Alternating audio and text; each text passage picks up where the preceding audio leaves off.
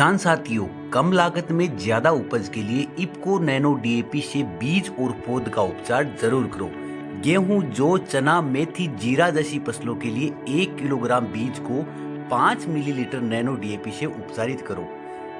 सरसों की फसल के लिए 1 किलोग्राम बीज के लिए 10 मिलीलीटर नैनो डीएपी से उपचारित करो। पौध वाली फसलों में 1 लीटर पानी में 5 मिलीलीटर नैनो डीएपी से जड़ का उपचार जरूर करो।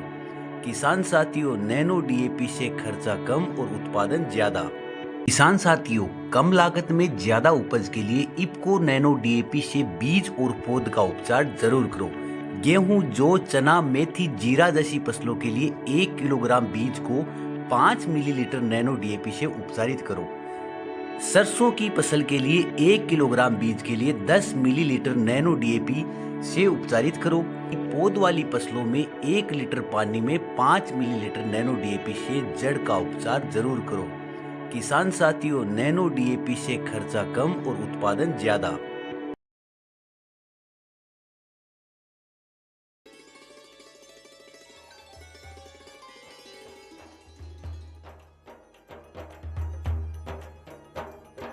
देख लो चौपाल रे सब बड़ा बडेरा आओ जी, सब लोग लगाया आओ जी, टाबरिया ने संग लाओ जी। देख लो चौपाल रे सब बड़ा बडेरा आओ जी, सब लोग लगाया आओ जी, टाबरिया ने संग लाओ जी।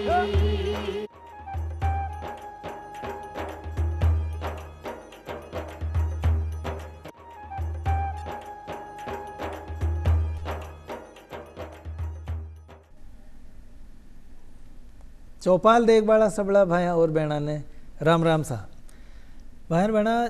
जन्म, मृत्यु और विवाह का पंजीयन को काम तो आपा सब ने पढ़े हो लो, और ये जो कागज़ है, ये जो दस्तावेज है, ये बहुत महत्व का है, क्योंकि अनेक अवसर में आपने ज़िंदगी में एक कागज़ की जरूरत पड़े है। लेकिन कदे विचार करियो कि भाई ये कागज़ इतना महत्वपूर्ण क्यों है। सरकार पंजीयन प्रणाली है क्यों शुरू करी है, इना आमजन से इना कई फायदो है, और सरकार कन जो इको आंकड़ो डाटा इकट्ठो हुए उस योजना बनावा में सरकार ने क्या मदद मिले। तो तमाम जानकारी लेर आज की चौपाल में आप विषय भी वही रखे हुआ कि जन्म, मृत्यु और विवाह को पंजीयन ख्यान कर सका हाँ, कटा कर सका हाँ, और क्यों जरूरी है। अगर एक कागज़ न बनवावा तो आपने कई कुछ परेशानियों को सामना आपने करना पड़ सके। जानकारी लेर आज अपनी चौपाल में है डॉक्टर सुदेश कुमार जी। राम राम साहब। डॉक्टर साहब राम राम साहब। आप अतिरिक्त मुख्य रजिस्ट्रार हैं जन्म, मृत्यु और विवाह पंजीकरण राजस्थान। तो डॉक्टर साहब, सबसे पहले तो जो सिविल रजिस्ट्रेशन प्रणाली सिस्टम है वो कई है, क्यों है? देखिए, पूरे भारत में राज्य में तो है ही, हम राजस्थान में तो है ही, राजस्थान के अलावा पूरे भारत में एक जन्म मृत्यु का जो काम है वो एक स्थायी व्यवस्था के तहत हो, रेगुलर हो, परमानेंट हो, ऐसा नहीं कभी हो और कभी नहीं हो, उसके लिए एक व्यवस्था बनाई गई है। उस व्यवस्था का नाम दिया गया सिविल रजिस्ट्रेशन प्रणाली। ये राजस्थान में ही नहीं, पूरे भारत में लागू है। तो वो जो प्रणाली है कौन सा नियम अधिनियम के तहत काम करे? जैसा कि अभी मैंने कहा, एक पूरे भारत में लागू है, तो ये भारत सरकार का ही एक अधिनियम है, जन्म मृत्यु रजिस्ट्रेशन अधिनियम 1969। क्योंकि ये 1969 था, 1969 ये थोड़ा पुराना हो गया था। कुछ जो अब टेक्नोलॉजी चेंज हो रही है, नई जो प्रमाण पत्र हैं वो पोर्टल से जनरेट होने लग गए हैं, तो भारत सरकार ने भी उसमें संशोधन किया। और अब जो कमियां थी 1969 की, या टेक्नोलॉजी में या कुछ नए चेंज आए थे, 2023 में भारत सरकार ने अमेंडमेंट एक्ट लिया है। 1969 में जो कमियां लगी वो 2023 में उन्होंने सही की। ऐसे ही राजस्थान ने भी, जो राजस्थान क्योंकि एक्ट के तहत ही पूरे राज्य में, राजस्थान ने भी जो 2000 में इसको चलाने के नियम बनाए, वो नियम 2025 में संशोधित कर दिए। अब पूरे राज्य में नए नियम 2025, जन्म मृत्यु अधिनियम नियम 2025, और पूरे भारत में जन्म मृत्यु रजिस्ट्रेशन अधिनियम 2023 और 1969 के तहत पंजीयन का कार्य किया जा रहा है। जी। तो सुदेश जी देखो, विवाह पंजीयन की बात तो थोड़ी देर बाद में कह रहा जी क्योंकि उनका नियम उपनियम थोड़ा सा अलग प्रकार का हो सके है। जी पहली बात कर रहा आप जन्म और मृत्यु की। जी जी तो जन्म और मृत्यु के कतरा दिन तक आप आवेदन कर सका हाँ, जी और जो निर्धारित अवधि अगर निकल जावे कोई भी कारण से जी तो फिर उन्हें प्रमाण पत्र बनवाबा का ही प्रावधान जी। है। देखिए, जैसा कि मैं कहा है 21 दिन तक प्रमाण पत्र तो कभी भी बना सकते हैं। जन्म और मृत्यु दोनों का प्रमाण पत्र कभी, कोई ऐसी लिमिट नहीं है, डेट नहीं है कि साहब 3 साल निकल गए, 20 साल निकल गए, अब प्रमाण पत्र नहीं बनेगा। आज 50 साल निकल गए तो भी प्रमाण पत्र बनेगा। पर हम जितना जल्दी, जैसे सरकार ने अवधि फिक्स की हुई है, निर्धारित की हुआ है कि 21 दिन में रजिस्ट्रेशन होना चाहिए। जैसे जैसे हम कहते हैं किसी काम में देरी होती जाएगी, वैसे वैसे हमारी फॉर्मेलिटियाँ बढ़ती जाएंगी, उसमें असुविधाएं बढ़ती जाएंगी। जैसे जैसे मैंने आपसे कहा कि जैसे जैसे हमारी निश्चित अवधि कुछ नहीं है, ऐसे नहीं कह सकते कि इस साल के बाद रजिस्ट्रेशन नहीं होगा, ऐसा नहीं है, कभी भी होगा। 21 दिन तक तो जाए। हॉस्पिटल जो भी गवर्नमेंट हॉस्पिटल हैं, यदि मैं अब थोड़ा सा और बताना चाहूँगा कहाँ कहाँ ये होते हैं। हाँ।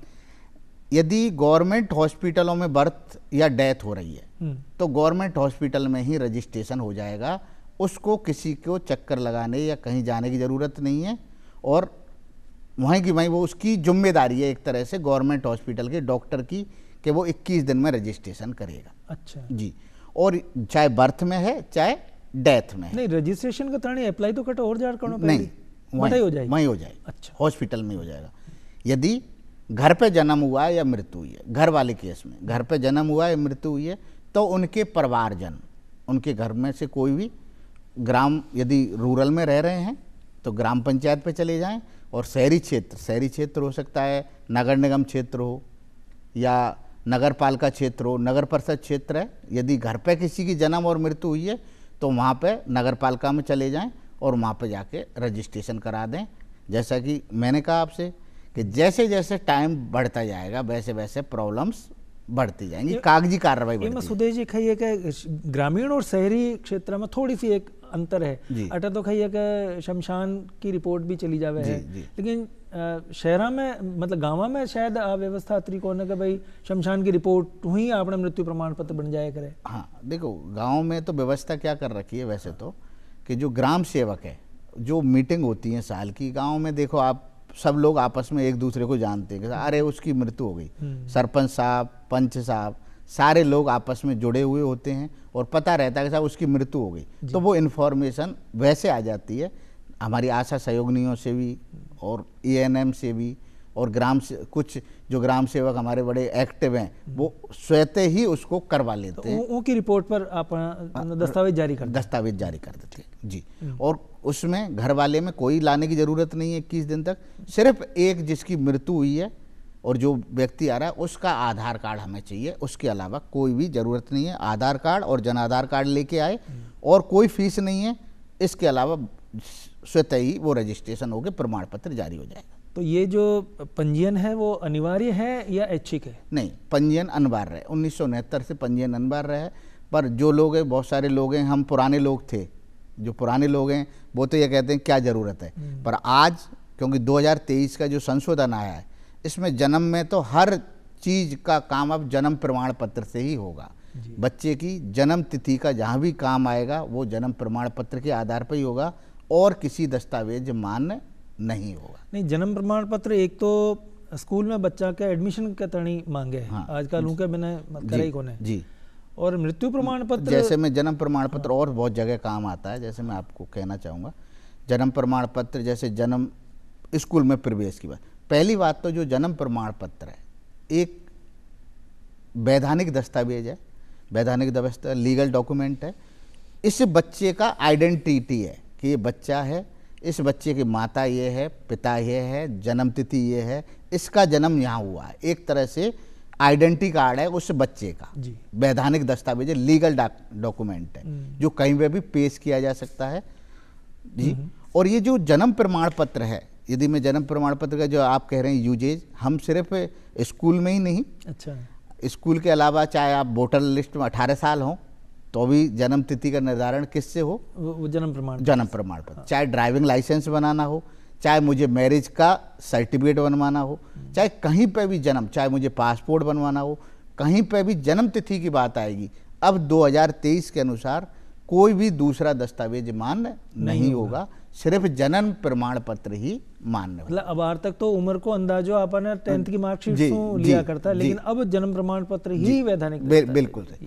तो तो काम की चीज है। हाँ, जी। और आजकल जो जन्म हो रहे हैं वो आप देख रहे हैं हॉस्पिटल्स में काफ़ी ज़्यादा हैं, तो हॉस्पिटल में ही प्रमाण पत्र बन रहे हैं। सरकार ने ये सुविधा की है कि हॉस्पिटल में ही प्रमाण पत्र बने और हॉस्पिटल में डिस्चार्ज के समय ही मिल जाए। सरकार ने, मैं आगे भी आपसे चर्चा करूंगा कि लोग परेशान होते हैं कि हम हॉस्पिटल में हो गई पर हमें प्रमाण पत्र नहीं मिला।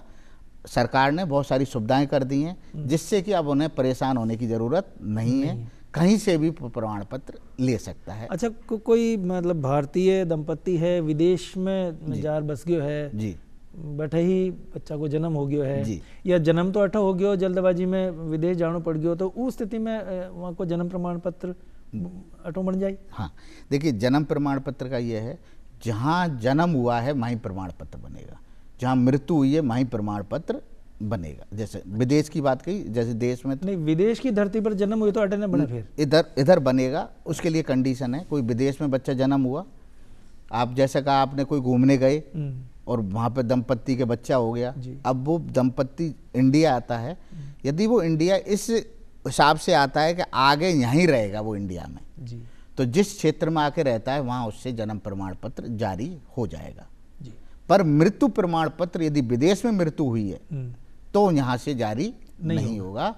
हमारी जो एम्बेसी है, जो भारतीय दूतावास है, वो जारी करेगा दोबारा यहाँ पर। ये लोगों में बड़ा कन्फ्यूजन है, बड़ी ये है, क्योंकि लोगों को ये रहता है कि जन्म प्रमाण पत्र तो भारत में आके बन जाएगा दोबारा, पर मृत्यु प्रमाण पत्र एक ही बार जारी होगा और वो भारतीय दूतावास करेगा, यहाँ पे उसका दोबारा मृत्यु प्रमाण पत्र जारी नहीं होगा। जैसा कि आप सब जानते हैं कि डेड बॉडी लाने के लिए मृत्यु प्रमाण पत्र जरूरी है। अच्छा, तो डेड बॉडी बिना मृत्यु प्रमाण पत्र के कहीं से शिफ्ट हो ही नहीं सकती, तो मृत्यु प्रमाण पत्र भारतीय दूतावास जारी करेगा। अच्छा, और यहाँ आके दोबारा नहीं होगा। अपनी जो पंजीयन प्रणाली के तहत न बनर भारतीय दूतावास बन जाए। जी बिल्कुल जी। अच्छा, एक मान लो दुर्घटना में मृत्यु होगी है, जी, मतलब रेवाड़ो राजस्थान को है लेकिन मध्य प्रदेश में, हरियाणा में कोई काम हो गया और बटे दुर्घटनाग्रस्त हो गया, या कोई गुमशुदगी हो गई है, व्यक्ति अचानक गायब हो गया, जी जी, उस स्थिति में मृत्यु प्रमाण पत्र जी। इसमें कुछ मैं थोड़ा सा क्लियर करना चाहूँगा, कुछ अलग अलग चीज़ें, जैसा कि मैंने फर्स्ट लाइन में ही आपसे कहा कि जहाँ जन्म होता है और जहाँ मृत्यु होती है प्रमाण पत्र वहीं से जारी होगा। ठीक। व्यक्ति एमपी का है, यहाँ से एमपी गया और एमपी में डेथ हुई है तो मृत्यु प्रमाण पत्र एमपी में। हाँ, जैसे मैं आपसे अभी कहना चाहूँगा कि जो कश्मीर में हमारे एक घटना हुई, उसमें बहुत सारे सैलानियों की डेथ हुई, पर्यटनों की डेथ हुई। वहाँ पे जो डेथ हुई तो जो मृत्यु प्रमाण पत्र हैं वो सारे के सारे कश्मीर से ही, जम्मू कश्मीर से ही जारी हुए, ना कि राज्य से जारी हुए। जितने लोगों की मृत्यु हुई प्रमाण पत्र वहीं से जारी, क्योंकि घटना कहाँ घटी, वहीं पे घटी, वहीं पे ये एक्सीडेंट कहें आप, ये कहें वहीं से। और गुमशुदगी वाला अलग चीज़ है। अच्छा, जो गुमशुदगी में ये है कि गुमशुदगी में ये है कि 7 साल व्यक्ति पहले एफआईआर कराए गुमशुदगी की, क्योंकि फर्जी भी हो सकता है प्रमाण पत्र, मृत्यु प्रमाण पत्र फर्जी भी जारी हो सकता है।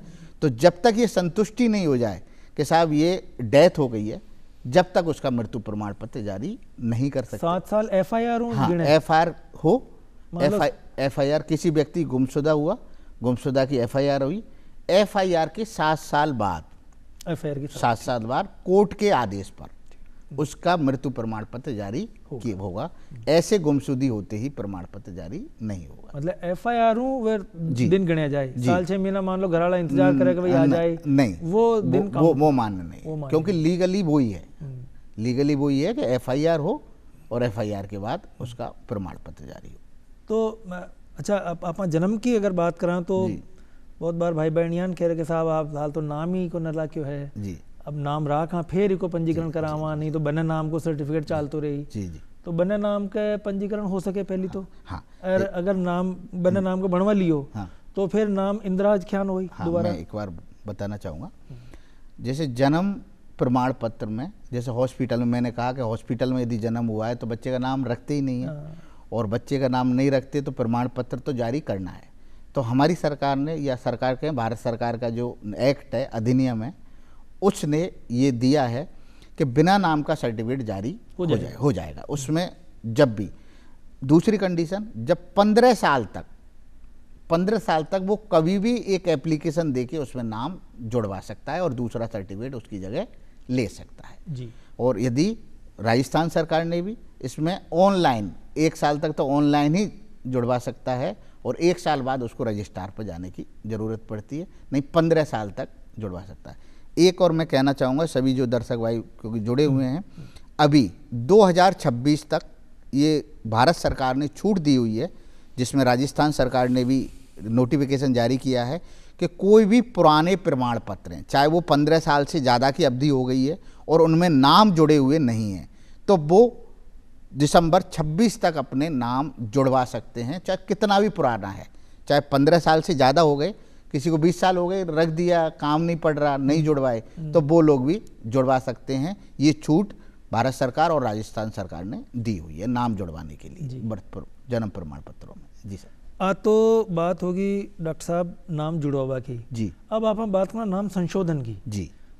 मान लो गलती से गलत नाम इंद्राज हो गया है जी, या नाम एक ही विषय हो कि नाम परिवर्तित करना है जी, अशान की भी बात हो कि साहब पहले मैंने वो नाम रखो लेकिन घराना की सहमति के साथ दूसरा नाम रखो, तो उस स्थिति में कई प्रावधान, कई की प्रक्रिया है। देखिए जैसा कि नाम संशोधन की बात है, जैसे ये नियम है कि नाम एक बार रखने पर, जैसे मैंने आपको बताया कि यदि आप निश्चित नहीं हैं तो पहले जब तक आप बिल्कुल ये कंफर्म नहीं हो जाएं माता पिता कि भाई बच्चे का नाम यही रखना है, जब तक जन्म प्रमाण पत्र बिना नाम के लें, चाल बदे। तो मेरी सबसे आमजन से या दर्शकों से रिक्वेस्ट है कि जब तक आप बिल्कुल नाम फाइनल नहीं कर लें, जब तक ये नहीं कर लें कि नहीं ये मुझे स्कूल में यही नाम रखना है जी। क्या होता है, हम जल्दी में जब बच्चा होता है तो माता अलग रख लेती है और पिता रख देती है, फटाफट रख देते। तो इसकी बजाय क्योंकि हम 15 साल तक का टाइम दिया हुआ है, तो जब तक नाम बिल्कुल निश्चित नहीं करें, जब तक जन्म प्रमाण पत्र में नाम नहीं डलवाएं। नाम डलवाने के बाद गजट नोटिफिकेशन से ही चेंज हो सकता है, बिना गजट नोटिफिकेशन के चेंज नहीं। वो एक लंबा प्रावधान है जो संशोधन का लेकिन 15 साल को वक्त तो बहुत है। आप तो जब 5 साल में जब स्कूल में जाता है बच्चा तो जरूरत पड़ती है, और उस समय हम बिल्कुल 5 साल के बच्चे में हम बिल्कुल निश्चित हो जाते हैं कि ये नाम रखना है। तो मेरी भी यही सभी से रिक्वेस्ट है कि 5 साल का जब हो जाए तो चाहे बिना नाम का ले लें, अदरवाइज परेशानी होती है। जी। अब देखो बखत थोड़ा सा विवाह पंजीयन की भी बात कर लें, तो विवाह पंजीयन कौन सा नियम अधिनियम के तहत काम करे है और कौन सा कागज पत्र चाहे बनवा बखत? जी, जैसा कि आप मेरी बात हुई कि जो जन्म मृत्यु का अधिनियम है वो भारत सरकार का अधिनियम है, राजस्थान सरकार का नहीं है। पूरे भारत में एक सा ही लागू होता है, चाहे मैं राजस्थान की बात करूं, यूपी की करूं, हरियाणा की करूं, सभी का एक सा होता है। जबकि जो विवाह पर का नियम है, अधिनियम है, वो राजस्थान सरकार का है, यानी अलग अलग राज्यों के विवाह के अलग अलग नियम और अधिनियम है, सबका समान नहीं है। ये राजस्थान सरकार के नियम से होता है। तो इसमें राजस्थान सरकार ने 2009 में ये नियम लाए, अधिनियम लाए, और 2009 राजस्थान विवाहों का अनिवार्य रजिस्ट्रीकरण अधिनियम 2009 के तहत पूरे राज्य में विवाह की घटनाओं का पंजीकरण हो रहा है। जैसा कि मेरी आपसे बात हुई कि जन्म और मृत्यु का पंजीकरण तो जहां घटना घटित हुई है वहीं होता है, और विवाह का प्रमाण पत्र के लिए 2 जगह निश्चित करी है जी। एक तो 30 दिन तक जहां शादी हुई है संपन्न, जहां शादी संपन्न हुई है, वहां शादी संपन्न हुई है, वहां पर वो रजिस्ट्रेशन करवा सकते हैं 30 दिन तक, और 30 दिन के बाद लड़का और लड़की जहां परमानेंट रह रहे हैं वहां रजिस्ट्रेशन। नहीं, जहां शादी हुई का मतलब गार्डन में थोड़ी व्यवस्था हुई। गार्डन का मतलब है शादी जयपुर में हुई, जिस शहर में हुई वहां हुई, और रजिस्ट्रेशन कौन करेगा वो एक बार हम अलग से बात कर लेते हैं, है ना। तो देखिए जैसा कि जन्म मृत्यु में बात हुई आपसे, जन्म मृत्यु में रूरल क्षेत्र में तो ग्राम सेवक यानी ग्राम विकास अधिकारी, और शहरी क्षेत्र में जो नगर निगम नगर पालिका हैं इनके अधिकारियों को हमने पावर दी हुई है जन्म मृत्यु में। ऐसे ही विवाह में एक हॉस्पिटल और दिए हुए हैं जन्म मृत्यु में, जबकि विवाह में जो ग्रामीण क्षेत्र हैं उनमें ग्राम विकास अधिकारी करेंगे और शहरी क्षेत्र में नगर पालिका और इनके जो भी अधिकारी हैं उनको पावर दी है कि वो रजिस्ट्रेशन करेंगे। जो सक्षम अधिकारी वो नॉमिनेट किए हुए हैं उन्होंने, निश्चित दी हुई है। सरकारी कर्मचारी ही होना चाहिए। जी जी। इनमें कागज कौन कौन सा लगे है? हाँ, आवेदन का तानी कागज के लिए हम बात करें, जैसा कि यदि विवाह प्रमाण पत्र की बात करूं मैं आपसे, तो विवाह प्रमाण पत्र में एक तो लड़का और लड़की दोनों के जन आधार, एक दोनों के आधार जनाधार, दोनों की जन्म तिथि का प्रमाण के लिए या तो 10th की मार्कशीट ले रहे हैं या जन्म प्रमाण पत्र ले रहे हैं। एक लड़का और लड़की के साइड से गवाह होते हैं, उन गवाहों के आईडी और एड्रेस प्रूफ चाहिए। लड़का और लड़की के भी आईडी और एड्रेस प्रूफ चाहिए, प्लस 4 शपथ पत्र हैं, एक लड़का की साइड से, एक लड़की की साइड से और दोनों गवाहों की साइड से, और एक लड़का का पासपोर्ट साइज फ़ोटो और एक लड़की का पासपोर्ट साइज फ़ोटो और दोनों का एक 5x3 का कंबाइंड फ़ोटो। जो शादी वाला नहीं हो, जनरल हमें प्रेफर करते हैं, क्योंकि शादी में तो क्या होता है कि श्रृंगार में होते तो ज़्यादा पहचान नहीं आते, तो वो नॉर्मल फ़ोटो होना चाहिए। उस वे में हम इतने दस्तावेज लें और दस्तावेज लेके ये जो रजिस्ट्रार हैं उनके पास हमें, जो मैंने बताया कि शहरी क्षेत्र में है तो शहर में आपको जाना है और ग्रामीण क्षेत्र है तो ग्रामीण क्षेत्र में उनके पास जाएं, जमा कराएं। तो वो पहचान पोर्टल, जो पोर्टल है, पोर्टल बना हुआ है राजस्थान सरकार ने, उस पोर्टल के थ्रू ही ई-साइन से सर्टिफिकेट जारी करके दे देते हैं। तो में मान लो लड़का या लड़की दो अलग अलग राज्यों का है जी, तो उमें कोई अधिकारी में लिखवा भी लेवा की जरूरत पड़े? कोई जरूरत नहीं है। यदि दोनों में से एक कंडीशन है, एक राजस्थान का निवासी होना ही चाहिए। अगर राजस्थान में आप पंजीयन करा रहे हैं तो राजस्थान का निवासी एक तो होना ही चाहिए। दोनों हैं तो कोई दिक्कत ही नहीं है, पर एक तो कम से कम राजस्थान का निवासी होना चाहिए, जब ही हम, चाहे लड़का हो या लड़की हो। जी, दोनों में से कोई भी एक राजस्थान का होना चाहिए।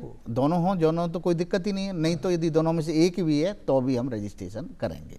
अच्छा, इनमें मान लो विवाह का पंजीयन तो न करायो और बाद में कोई घटना दुर्घटना होगी जी, विधवा होगी, विधुर होगी जी, और उनके बाद कोई कारण से उन्हें दस्तावेज की जरूरत है, तो उस स्थिति में क्या में? देखो क्या था कि आप जानते हैं जब समस्याएं होती हैं जब भी समाधान निकाले जाते हैं। हाँ।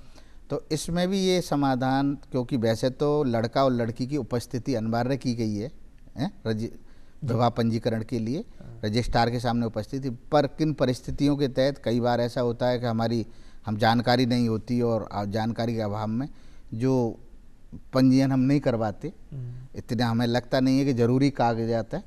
पर क्या है, जब लड़का लड़की में से जो भी डेथ हो जाए, जिनकी भी डेथ हो जाए, लड़के की डेथ हो तो लड़का के माता पिता लड़की की जगह शपथ पत्र देंगे, और यदि लड़की की डेथ हो जाए तो लड़की के माता पिता उसकी जगह शपथ पत्र देंगे, और उसके अनुसार हम पंजीयन करवाने की व्यवस्था की गई है। अच्छा जी, डायरेक्शन दिए गए हैं कि पंजीयन होगा, चाहे लड़का और लड़की। यदि आप कह रहे हैं जो विधुर और विधवा हैं उनके भी पंजीयन का प्रावधान किया गया है। अब देखो समाज है तो समाज में तो अनेक प्रकार की बातें हुए, संबंध विच्छेद भी हो जाए जी, मन मुटाव हो जाए, तलाक भी हो गया, या तो एक विधवा विधुर की स्थिति है, एक अलग अलग हो गया साहब कोई भी कारण से जी, अब वे दोनों अलग अलग आवेदन कह रही जी, या एक साथ ही आवेदन करना पड़ी?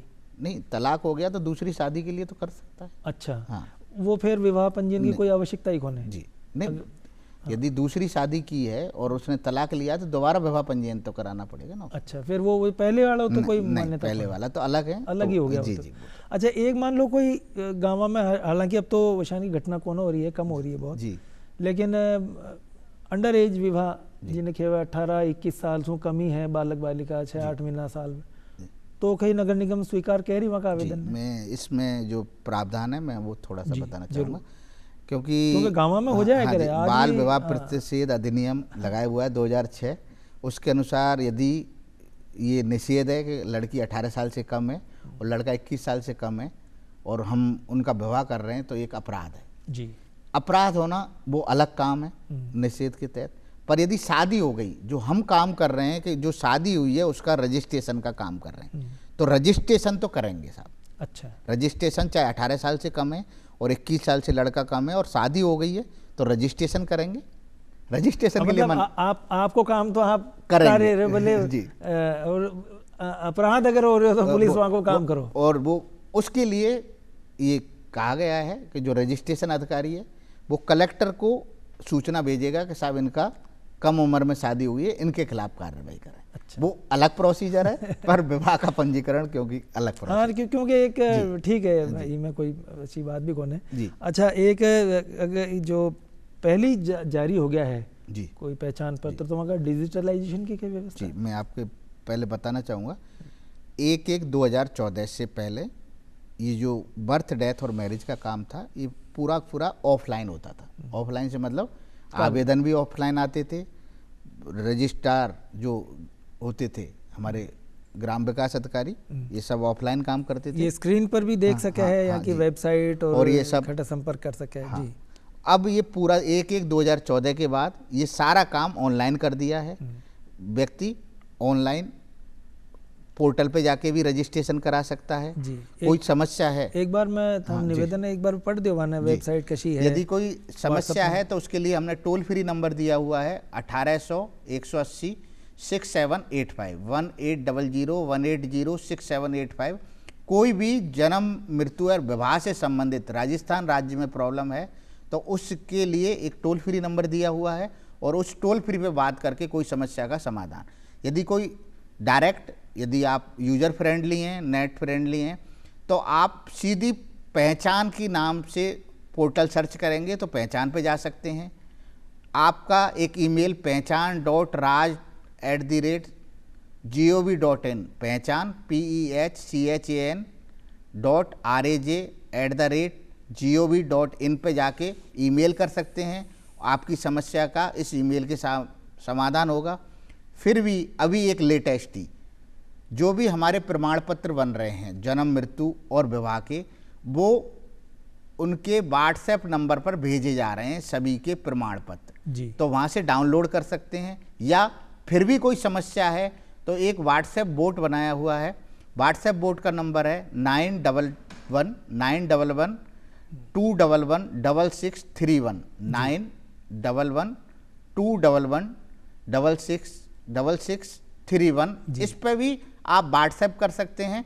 व्हाट्सएप जैसे ही करेंगे तो आपसे पूछेगा कि आपको जन्म के बारे में कुछ पता करना है, मृत्यु के बारे में पता करना है, विवाह के बारे में पता करना है, आपका सर्टिफिकेट मिला है या नहीं मिला इसके बारे में पता करना है तो इस व्हाट्सएप पे से आपको पूरी जानकारी मिल जाएगी।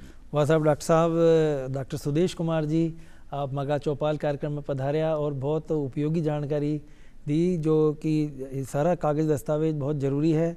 पहचान तो भाई बहन जावा ही है, बनवा ही है, लेकिन जो बारीकी से कुछ है कि भाई कौन कौन सी बातों को खास ध्यान रखना है ये चौपाल के माध्यम से आप तमाम जानकारी साझा करी मगा दर्शक भाई बहना ने ताको बहुत बहुत धन्यवाद। और चौपाल रो बखत भाई बहना अब जो पूरा हो रही हो तो इजाज़त लेनी पड़ती।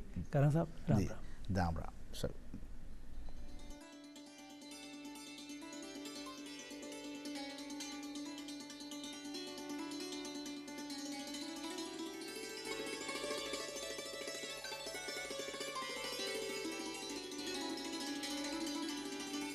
किसान साथियों, कम लागत में ज्यादा उपज के लिए इफ्को नैनो डीएपी से बीज और पौध का उपचार जरूर करो।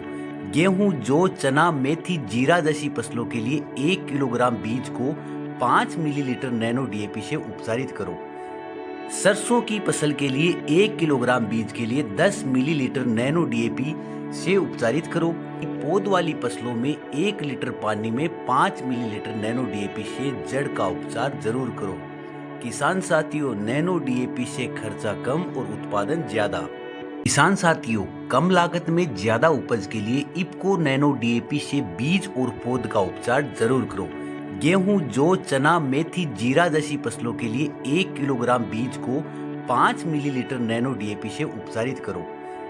सरसों की फसल के लिए 1 किलोग्राम बीज के लिए 10 मिलीलीटर नैनो डीएपी से उपचारित करो। पौध वाली फसलों में 1 लीटर पानी में 5 मिलीलीटर नैनो डीएपी से जड़ का उपचार जरूर करो। किसान साथियों, नैनो डीएपी से खर्चा कम और उत्पादन ज्यादा।